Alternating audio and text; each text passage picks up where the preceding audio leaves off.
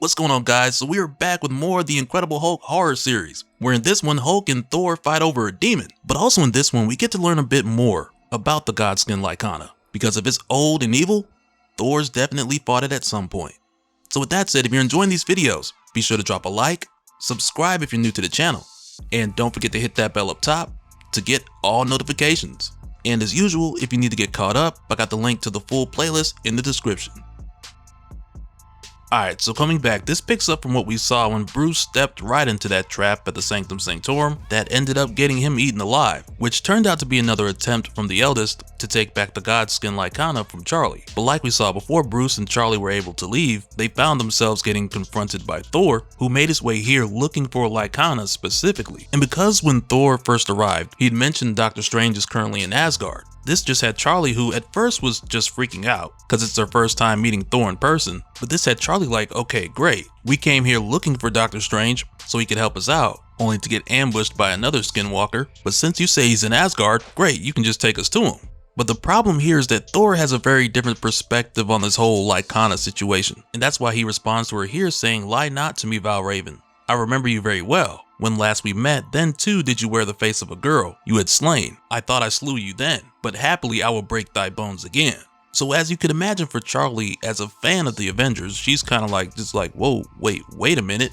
So Hulk steps in here and he's like, "Hey, kids with me, Thor, go away." So Thor tells him, "It's no child, Hulk. The Valravn deceives you. It's a demon that steals the face and form of its prey." Which then leads to Charlie stepping out from behind Hulk so she can try to explain to Thor everything that's happened up to this point, but Thor just tells her that everything she's saying is a lie. And it's obvious that this is one of those things where the tension's building up so that Thor and Hulk can fight. But what I like about how this is handled, it's the idea of how Thor has his own understanding of the history of Lycana that took place long before either Bruce or Charlie were born. Because as Charlie's explaining the whole story of how she found the godskin and why they came here looking for Strange, she's trying to tell Thor like, hey, we're good guys just like you. And it's here where I want to focus on why Thor sees things the way that he does for a moment. Because he stops Charlie here by saying, "Lies, but you are of Asgard, to our shame, born at the defiled courts of my kinsman, Ogmundur." Which I think is said that way because in Old Norse it started with an O instead of an A, though I've also heard it pronounced Agmundur, so it's perhaps one of those, perhaps neither. But he's somebody we'll talk more about in a little bit. But Thor says here, "You will return with me to Asgard for judgment, and we will learn the truth of your words." Which again, this is where I want to talk a bit more about why Thor believes what he believes according to his history with the creature, which is just adding on to the pieces we know so far, because there's moments throughout this issue that give us a little bit more. So I'm just going to clump it all together right here before we go any further. Because one of the first things we're shown is when Thor's kinsman Ogmundur was killed by a frost giant, because this happened under the watchful eye of a particular raven. And we're told here things like a noble name, great deeds in song, for these alone we leave behind. Let shriek the hawk, let roar the beasts.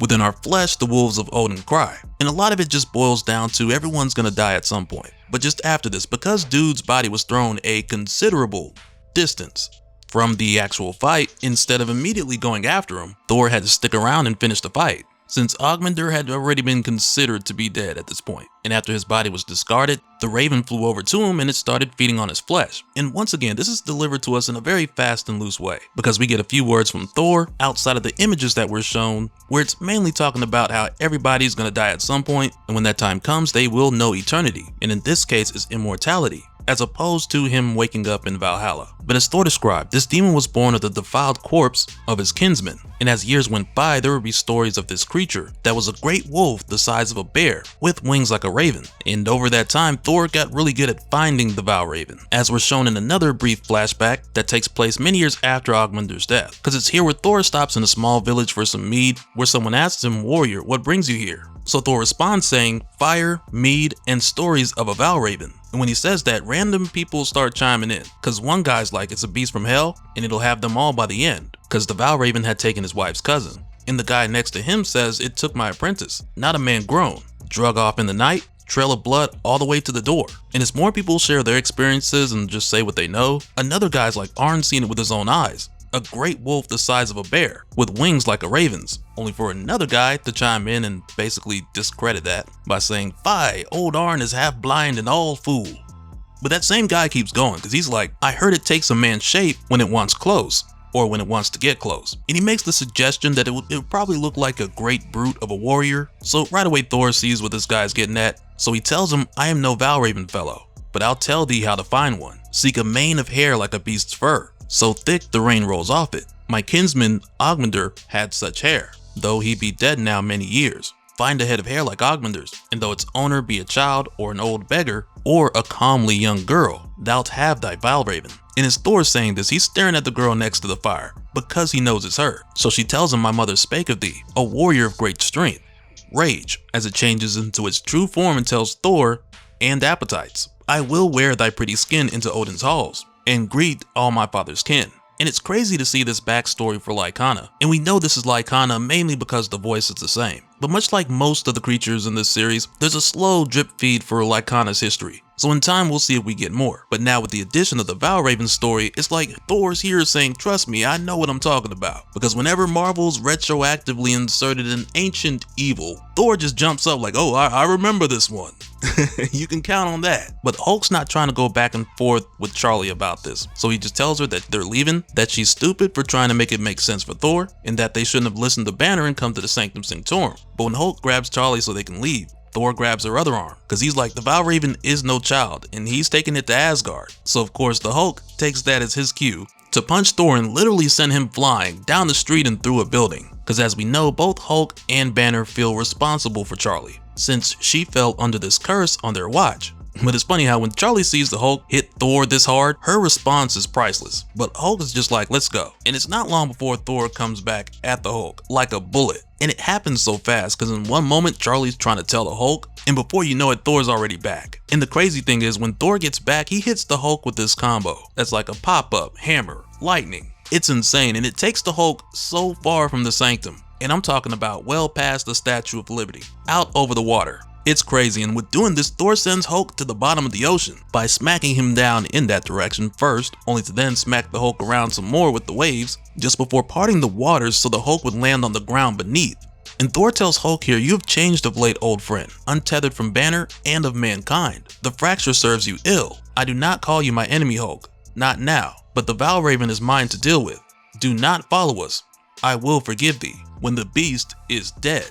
And at this time, Charlie, who's still catching up to the fight, it's clear to her where they are because of the huge storm clouds, but as she makes her way there, she does her transformation, which leads to her heading straight for Thor. And when Thor sees her approaching, he's looking at her like, okay, you said you were no monster on the roof, but all he sees right now is the same creature he faced so many years back. And when they reach each other again, Charlie tries to de-escalate the situation, because she's basically like, look, Thor, I have no beef with you, I'm just looking for the big dog. Which very much sounds like someone who wants no problems. But for Thor, he's still convinced that nothing's changed. So he's like, spare me your mockery as if you care for him. A Valravn knows only lies and hunger. So again, it's like he's not at all convinced about anything that Charlie's told him. And there's also this element of Thor being a bit emotional about this. And I mean to the point where he's just like, this thing is a constant reminder of the dead homie. So it's like he just wants to take it to Asgard, to be judged, because its very existence pains him. So right here, Thor tells Charlie, if you claim to be more human than beast, then come back to Asgard, and we will find the truth of it. And when he tells her, or else, they both hear a rumbling coming from under the water, just before the Hulk pops up out the water and smacks Thor with an old ship. And it almost sounds like I'm saying something else, but I'm saying old ship. But nonetheless, when Hulk pops out the water, the look on Thor's face is just like, old ship. And briefly, these guys are exchanging hits, only to then find themselves landing on the Rainbow Bridge because the Warriors 4 are here. Kinda. Because when Thor looks up, he sees Fandral, Hogun, Volstagg, and Sif. With Volstagg telling Thor like, man, you look like you can use some help. So they ask Thor if he's found the Valravn. So he tells them he did, but everything hasn't gone as expected. And so when they look up and they see Hulk and Charlie, Hogun's just like, wait, I thought the Hulk was your friend. So Thor's like, yeah, he's on the Valravn side. I may have struck the Hulk to the bottom of the ocean. So the others are looking at Thor like, yeah, man, we ain't come here for this. But right after that, Thor notices the Hulk looking at Mjolnir. So Thor's like, I see your eye on Mjolnir, Hulk.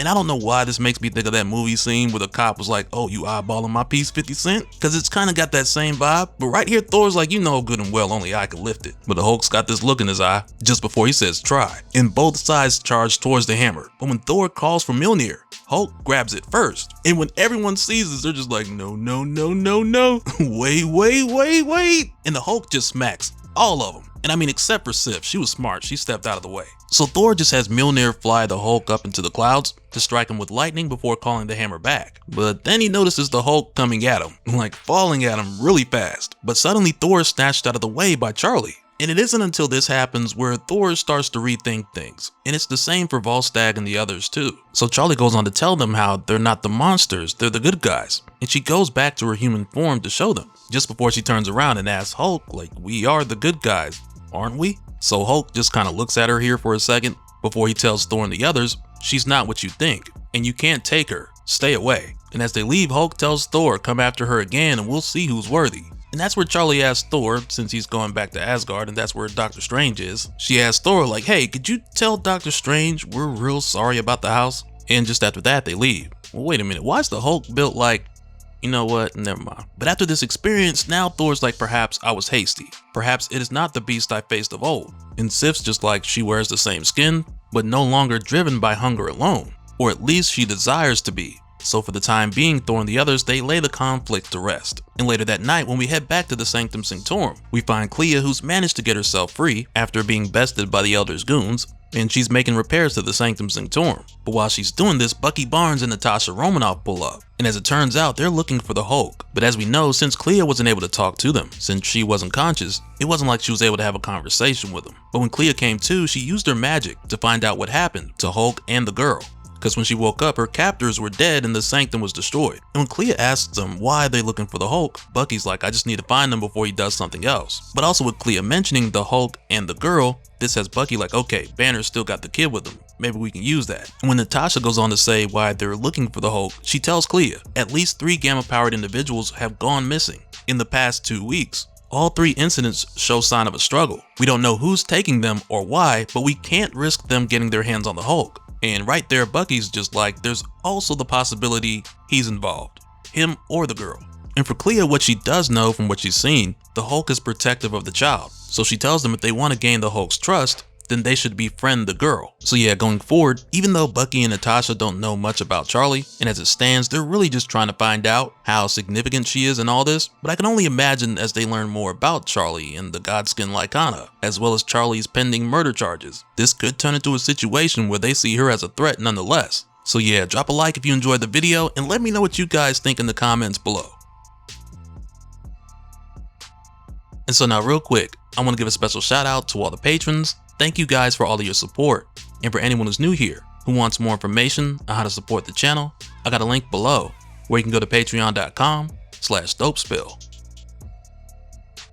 But that'll do it for this one, guys. Let me know your thoughts down in the comments below, and we'll do it again on the next one. Alright, later.